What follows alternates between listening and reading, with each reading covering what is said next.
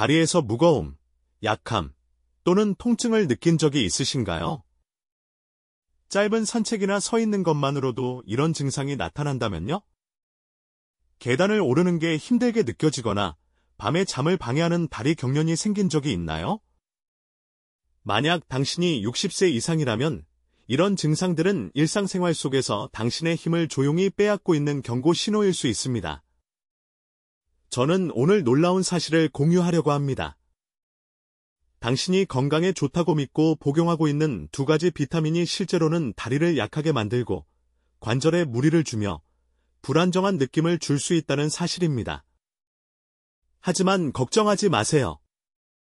이 영상 끝까지 함께하면 무엇을 피해야 하고 무엇을 바꿔야 하며 앞으로도 활동적이고 독립적인 삶을 유지하기 위해 다리 힘을 어떻게 회복할 수 있는지 정확히 알게 될 겁니다. 끝까지 함께해 주세요. 이건 당신의 건강에 큰 전환점이 될 수 있습니다. 먼저, 왜 다리가 이렇게 느껴지는지부터 이야기해 볼게요. 나이가 들면서 근육은 자연스럽게 힘을 잃습니다. 이를 근감소증, 사어코퍼니어이라고 합니다. 그래서 의자에서 일어나거나 우편함까지 걷는 간단한 일이 점점 더 힘들게 느껴질 수 있습니다. 여기에 관절 염증, 혈액순환 문제, 또는 짜증나는 다리 경련까지 더해지면 몸이 당신을 방해하고 있는 것처럼 느껴질 겁니다. 하지만 중요한 건 당신이 먹고 마시고 심지어 복용하는 보충제가 이런 문제를 더 악화시킬 수 있다는 점입니다. 나는 식단에 신경 써, 또는 건강을 위해 비타민을 챙겨 먹고 있어, 라고 생각할 수도 있습니다. 하지만 좋은 의도로 한 선택이 당신의 이동성을 조용히 약화시킬 수 있습니다. 상상해 보세요. 당신이 먹는 모든 음식, 삼키는 모든 알약은 다리 힘을 강화하거나 약화시킬 수 있습니다. 그래서 오늘 이 내용을 함께 살펴보는 게 정말 기쁩니다. 작은 변화가 큰 차이를 만들 수 있으니까요. 이제 다리를 해칠 수 있는 두 가지 비타민을 알아보기 전에 이런 문제를 일으킬 수 있는 일상적인 습관 몇 가지를 먼저 이야기해 볼게요. 가장 큰 원인 중 하나는 설탕입니다. 가족 모임에서 먹는 케이크 한 조각이나 오후 차와 함께 먹는 쿠키는 무해한 간식처럼 느껴지죠. 하지만 60세 이후 지나친 설탕은 다리의 조용한 적이 될 수 있습니다. 디저트, 탄산음료, 심지어 맛이 첨가된 요구르트 같은 곳에 숨어있는 정제된 설탕은 신체에 염증을 일으킵니다. 이 염증은 근육과 관절을 공격해 다리가 아프거나 뻣뻣하거나 심지어 흔들리게 만듭니다. 이렇게 생각해 보세요. 파이 한 조각을 더 먹을 때마다 근육 힘을 태우는 불에 연료를 추가하는 것과 같습니다. 시간이 지나면 이는 근감소증을 가속화해 활동적인 생활을 유지하기 어렵게 만듭니다. 하지만 염증만 문제가 아니에요. 설탕은 근육이 에너지를 얻는 데 필요한 인슐린 수치를 방해합니다. 인슐린이 제대로 작동하지 않으면 특히 다리 근육이 힘을 유지하는 데 필요한 연료를 얻지 못합니다. 게다가 과도한 설탕은 체중 증가로 이어지고 추가된 체중은 무릎, 엉덩이, 발목에 더 큰 부담을 줍니다. 하루 종일 무거운 배낭을 메고 다니는 걸 생각해 보세요. 지치죠? 맞죠? 그게 바로 추가 체중이 다리에 미치는 영향입니다. 그리고 한 가지 더. 설탕은 근육으로 가는 혈액 흐름을 줄여 산소와 영양분을 부족하게 만들 수 있습니다.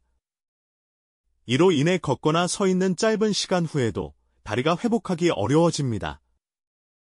그러니 다리가 지치는 느낌이 든다면 매일 먹는 달콤한 간식이 문제의 일부일 수 있습니다.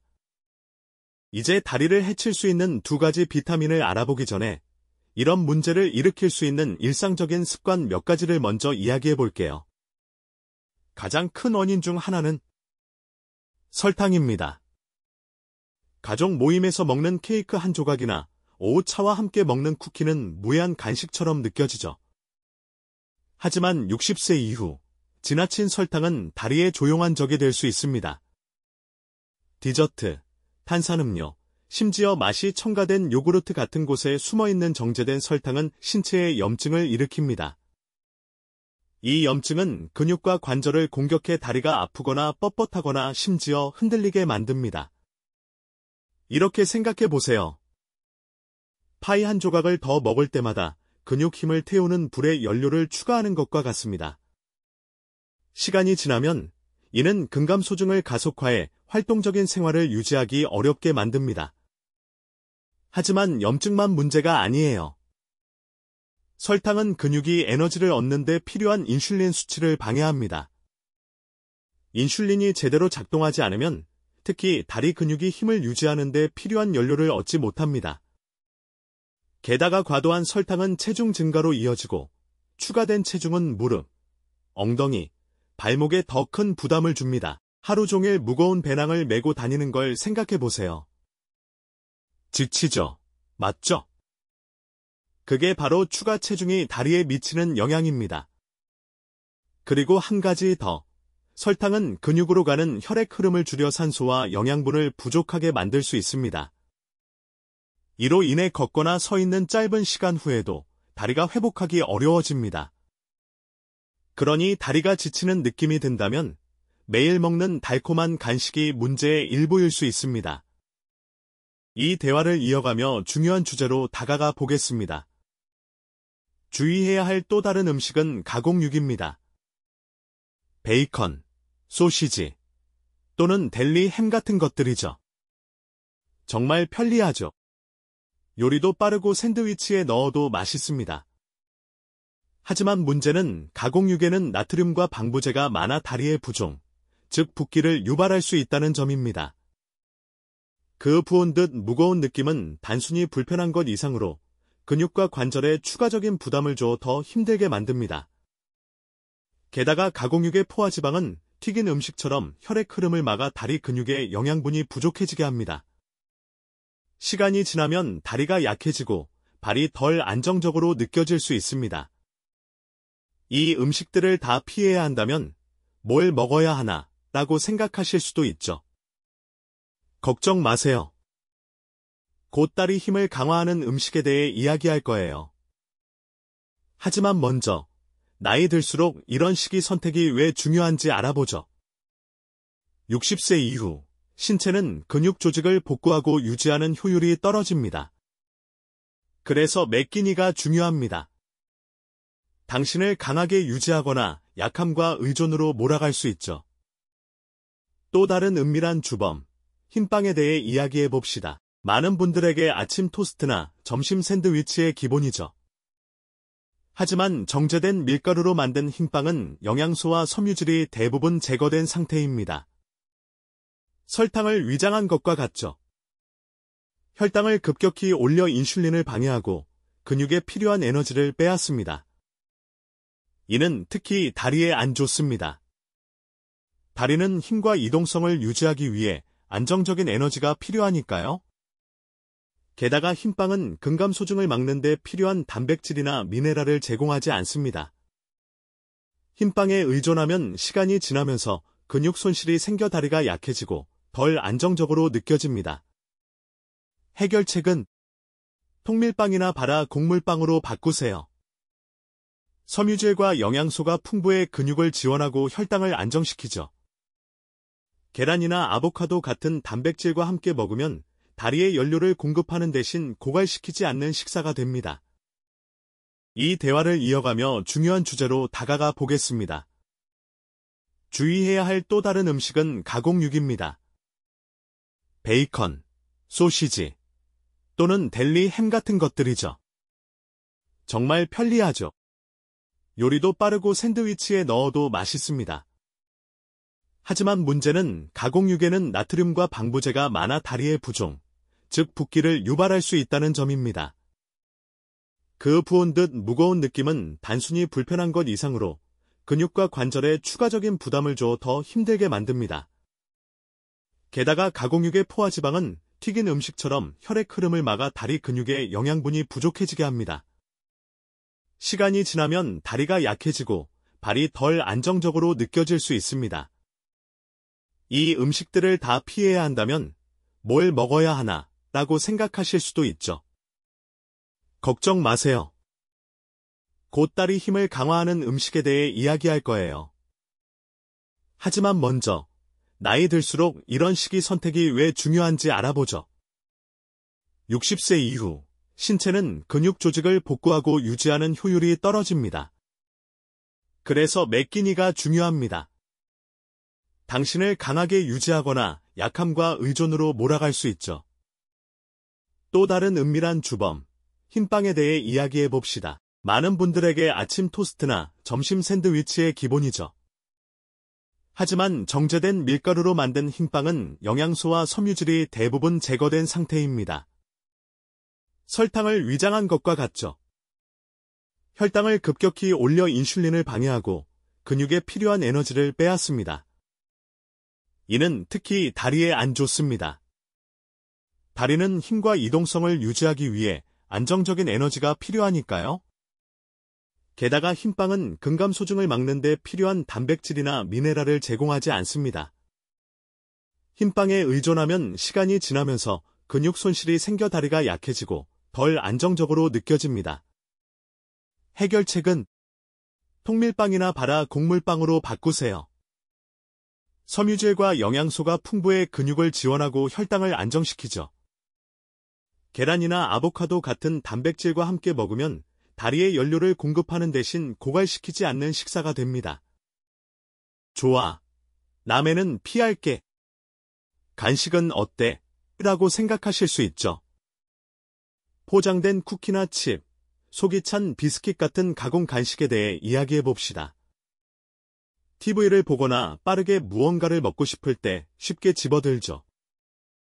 하지만 이 간식들은 설탕, 트랜스 지방, 인공 첨가물로 가득해 다리에 전혀 친절하지 않습니다. 특히 트랜스 지방은 큰 문제입니다.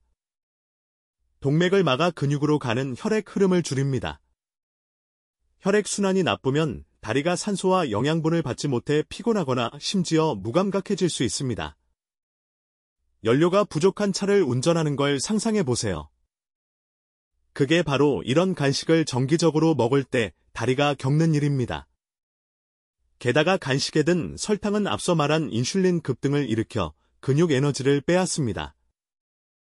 높은 나트륨 함량은 부은, 아픈 다리를 만드는 또 다른 레시피죠. 매일 칩 한 봉지를 즐기던 친구가 있었는데 칩을 많이 먹을수록 다리가 무겁고 피곤해진다고 했어요. 견과류나 신선한 과일로 간식을 바꾸자 다리가 훨씬 가볍게 느껴졌다며 놀랐죠. 간식을 완전히 포기하라는 게 아니에요. 신체를 끌어내리는 대신 연료를 공급하는 간식을 선택하라는 거죠. 아몬드 한 줌이나 사과에 땅콩버터를 발라보세요. 똑같이 만족스럽고 다리가 고마워할 겁니다. 이제 통조림 음식에 대해 이야기해 봅시다. 통조림 수프, 채소, 고기 등은 건강하고 편리한 선택처럼 보이죠. 하지만 대부분의 통조림 음식은 나트륨과 소듐 벤조에이트, 아질산염 같은 방부제로 가득해 염증과 수분 저류를 일으킵니다. 앞서 말한 다리 부종, 통조림 음식이 주요 원인입니다. 게다가 가공 과정에서 근육에 필요한 단백질이나 마그네슘 같은 영양소가 대부분 제거됩니다. 이런 음식에 의존하면 다리가 약해지고 관절이 아플 수 있습니다. 특히 관절염이나 근감소증을 이미 겪고 있다면요. 통조림 음식에는 숨겨진 위험도 있습니다. 일부 연구는 통조림 캔에서 나오는 미량의 알루미늄이 시간이 지나며 신체에 축적되어 근육과 신경에 영향을 줄 수 있다고 합니다. 위험이 작긴 하지만 신선하거나 냉동된 옵션을 선택할 또 하나의 이유죠. 예를 들어 통조림 녹두 대신 신선하거나 냉동된 녹두를 마늘과 함께 찌면 똑같이 간단하면서 다리에 훨씬 좋습니다. 이제 놀라운 것 하나 더. 공산품 아이스크림입니다. 더운 날 한 스쿱은 정말 거부하기 어렵죠. 하지만 이런 크림 같은 간식은 설탕, 포화지방, 인공 첨가물로 가득합니다. 설탕은 혈당을 급등시키고 이는 근육 에너지에 좋지 않죠. 포화지방은 혈관을 손상시켜 다리로의 혈액순환을 줄입니다. 혈액 흐름이 나쁘면 근육이 산소를 부족하게 받아 경련, 따끔거림, 또는 걷기 힘들게 만드는 무거운 느낌을 유발합니다. 게다가 많은 아이스크림에 든 인공 증점제와 유화제는 염증을 유발해 관절통이나 근육 약화를 부추깁니다. 디저트를 완전히 포기할 필요는 없어요. 바나나 냉동 과일을 코코아 파우더와 블렌딩해 집에서 만든 크리미하고 다리에 좋은 간식을 만들어 보세요. 맛있고 다리에 추가 부담을 주지 않습니다. 이제 두 가지 비타민을 공개하기 직전인데 먼저 가공 치즈에 대해 이야기해 봅시다. 스프레드 치즈나 크리미한 딥 같은 것들이죠. 샌드위치나 크래커에 바르면 무해해 보이지만 나트륨과 포화지방이 많아 앞서 말한 부종과 순환 문제를 일으킵니다. 게다가 이런 치즈에 든 인산염 같은 방부제는 칼슘과 마그네슘 같은 미네랄 균형을 방해할 수 있습니다. 이 미네랄은 근육 수축과 경련 방지에 필수적입니다. 부족하면 다리가 아프거나 밤에 고통스러운 경련이 생길 수 있습니다. 가공 치즈 슬라이스를 좋아하던 분이 밤마다 다리 경련에 시달렸는데 코티지 치즈나 모짜렐라 같은 천연 치즈로 바꾸자 경련이 줄고 에너지가 더 생겼다고 했어요. 작은 변화가 큰 영향을 미치는 게 놀랍죠. 치즈를 좋아한다면 가공이 덜 된 옵션을 선택하세요. 영양소가 더 풍부하고 다리에 더 친절합니다. 이제 기다리던 순간에 가까워졌습니다. 두 가지 비타민이 다리 힘을 약화시킬 수 있습니다. 하지만 그 전에 이런 식이 선택이 왜 중요한지 다시 짚어보죠. 60세 이후 신체는 정교한 기계와 같습니다.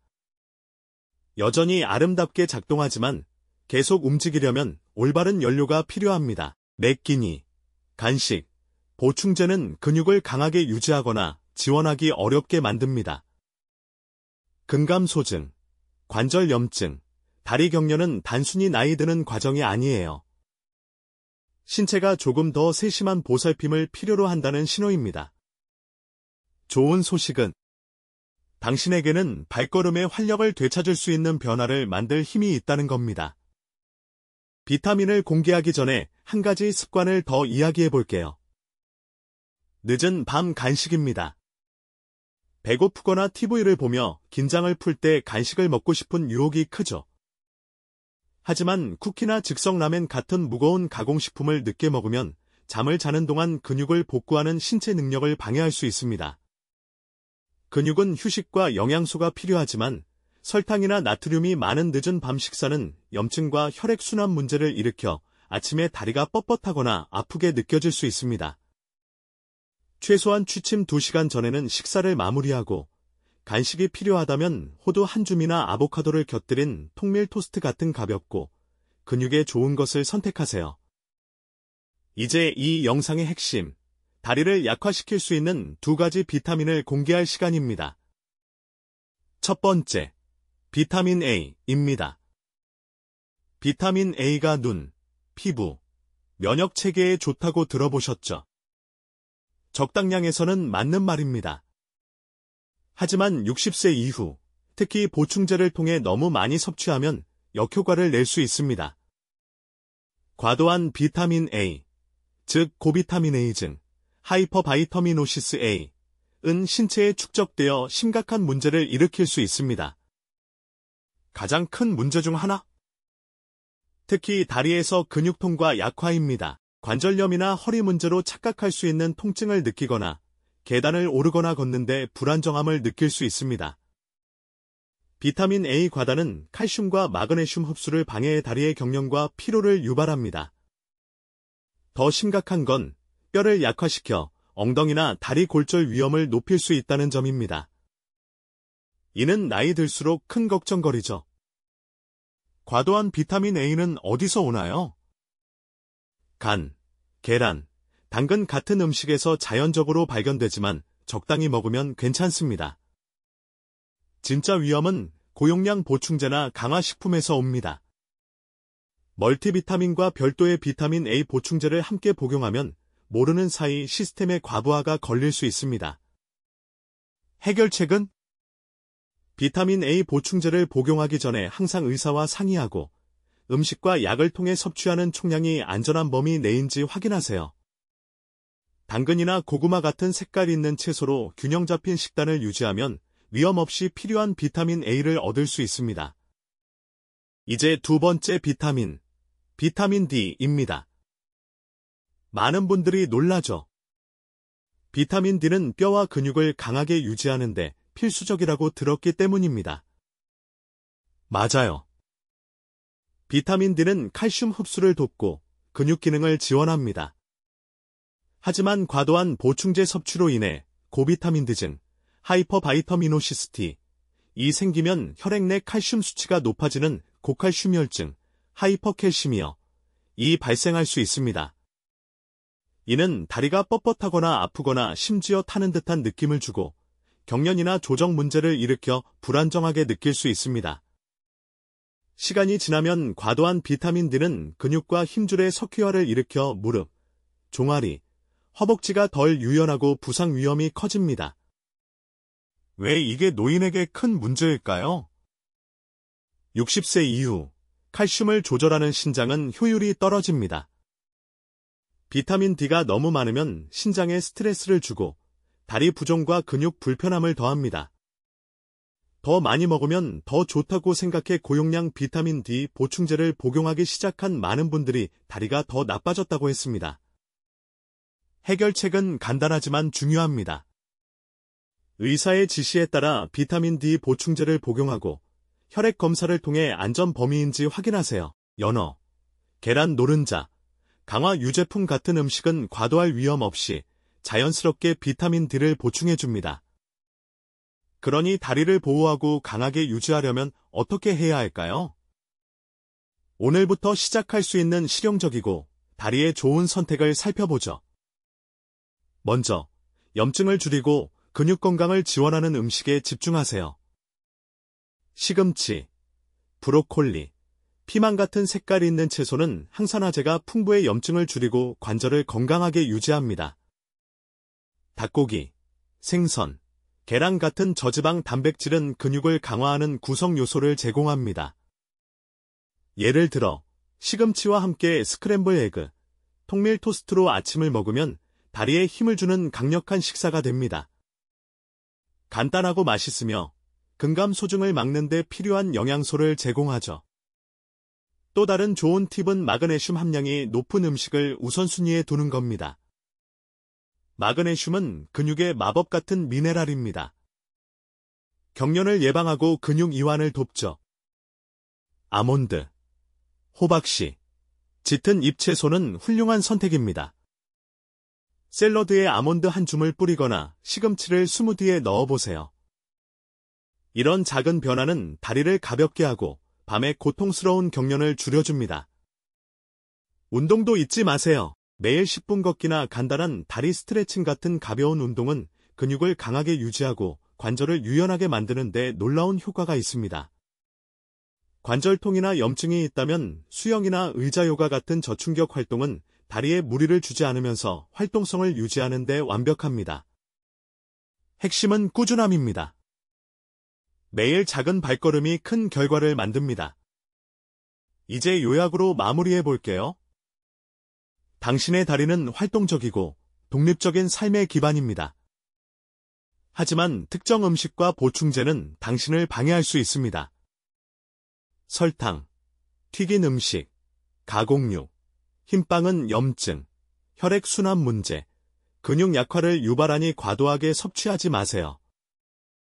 비타민 A와 D 보충제는 주의하세요. 너무 많으면 다리 통증, 약화, 심지어 뼈 문제를 일으킬 수 있습니다. 대신 채소, 저지방 단백질, 마그네슘 함량이 높은 음식으로 영양가 있는 식단을 유지해 다리를 강하고 건강하게 유지하세요.